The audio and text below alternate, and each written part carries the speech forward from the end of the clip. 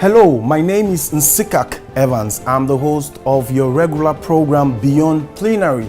This is where we'll be discussing issues beyond the Red Chamber of the National Assembly. It's a lawmaking, committee meetings, oversight functions, and breathtaking interviews. This is where senators and technocrats will be responding to issues that are agitating for answers. You want to be a part of the program? Then join me this Friday by 3:30. Beyond Plenary, taking the Senate to your doorstep.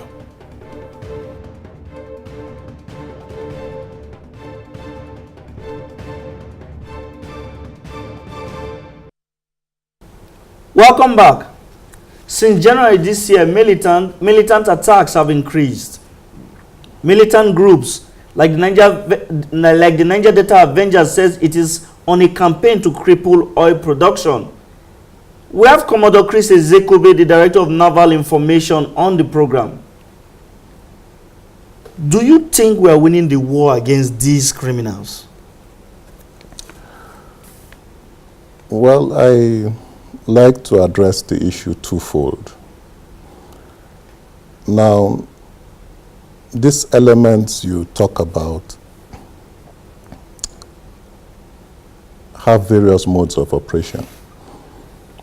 Some are engaged in the outright sabotage, destruction of oil and gas infrastructure that is the Commonwealth of Nigeria.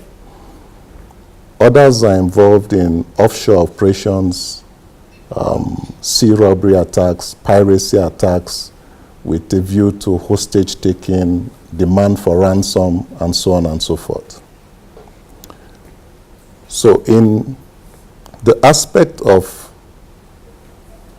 these elements being engaged in sea robbery and piracy, I like to say that yes, there was an upsurge from say about January till April, and following which the Chief of the Naval Staff, Vice Admiral Ibokete Ibas, gave a directive for an operation to be initiated to curb this menace. Operation Sareteku was then initiated in April, and by the sheer activities of that operation, the spate of piracy and sea robbery has been zero as it is today. In the first 90 days, we had 2 attacks.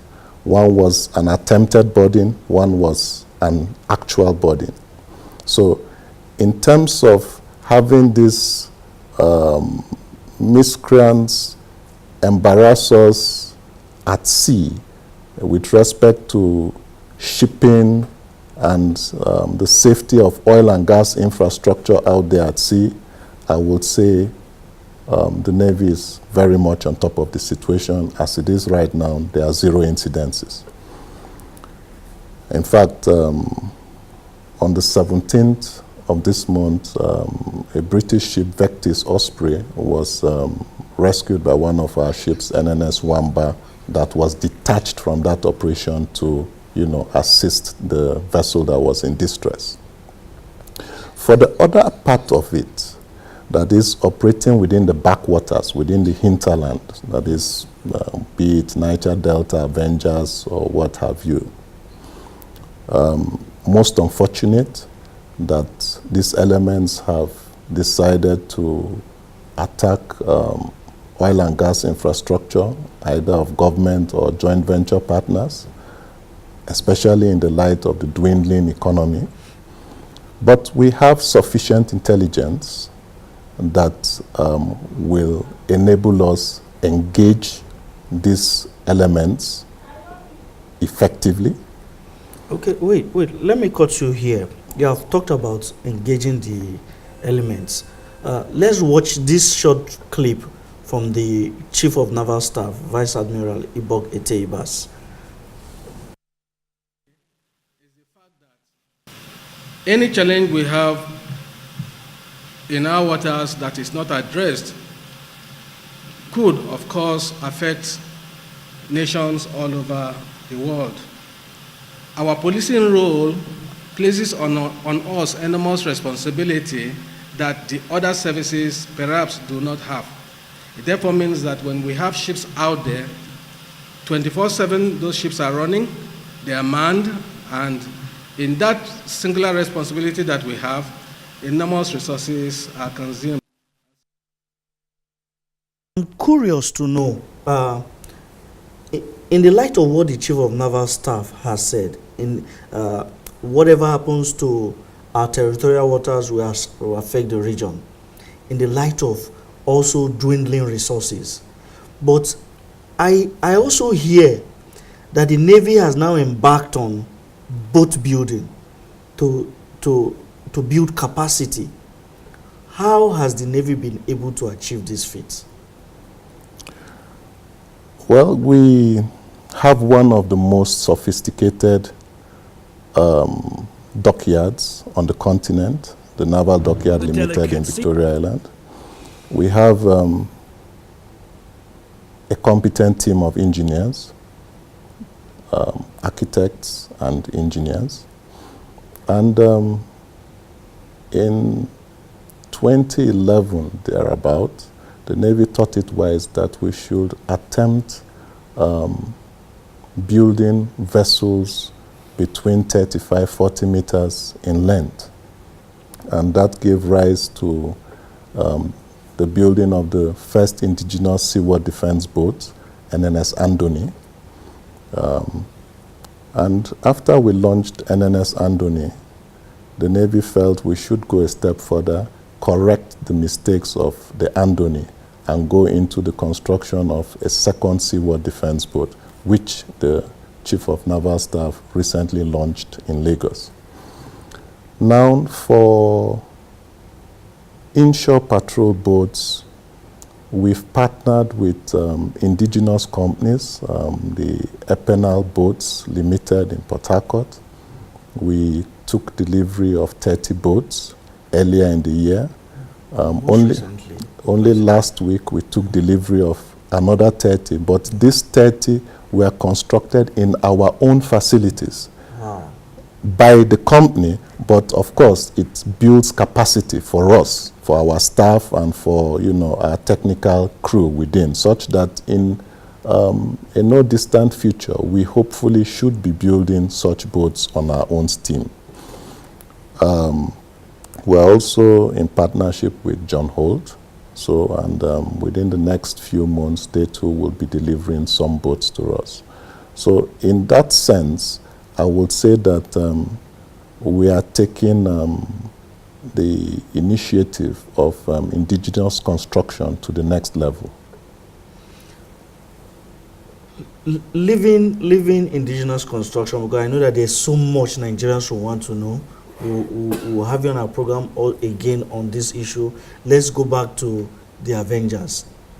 Recently, they said they want to dialogue with government. There are two schools of thought. Some say it's because the heat from the Navy is too much. Others say because it is a clear signal that they're losing the battle.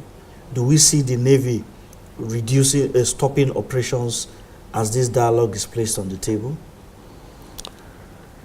Well, government has given a directive that it tends to dialogue with the militants. Of course, once the political masters have given such a directive, there will be no need for us to further engage the adversary.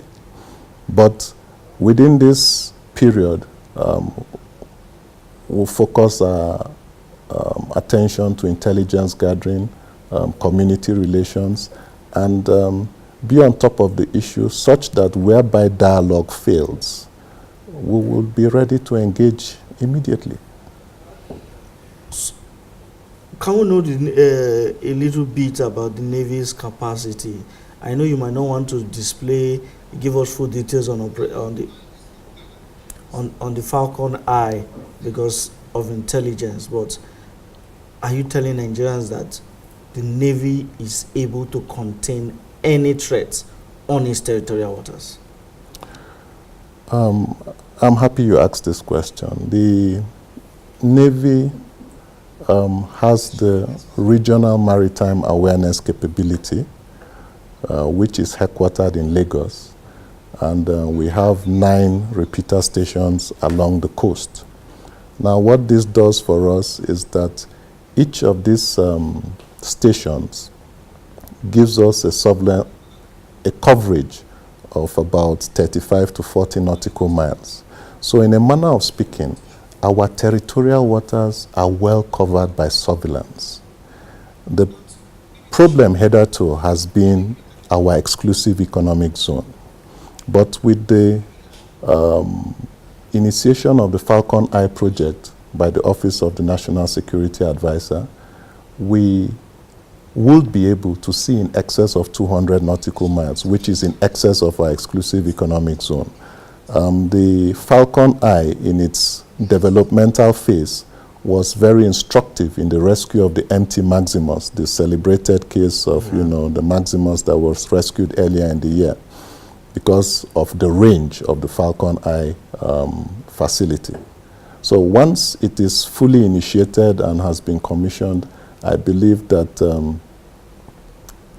it would largely enhance our surveillance capabilities. Thank you very much. You have heard it loud and clear from Commodore Chris Ezekobe, the Director of Naval Information of the Nigerian Navy.